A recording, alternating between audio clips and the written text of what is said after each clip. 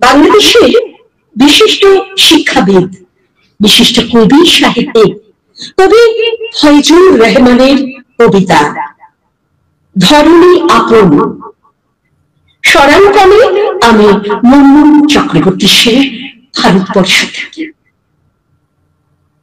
সকল বাঁধন ছেড়ে চলেছি একাকী নীরবে, দূর দিগন্ত পরে অতীত স্মৃতি ফেলে যতটুকু ছিল হৃদয়ে, মিছে আবেগ ভুলে নেই আর হারানোর ভয়, মনেতে দ্বিধা সংশয়।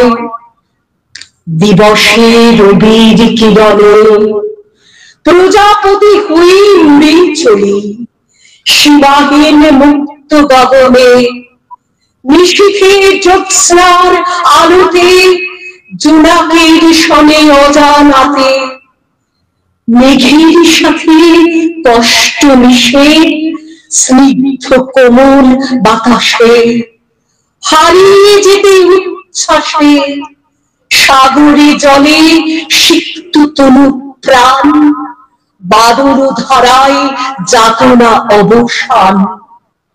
বুকের গভীর শূন্যতা, দৃষ্টির পলকে নীরবতা, কেটে যায় প্রতিক্ষণ।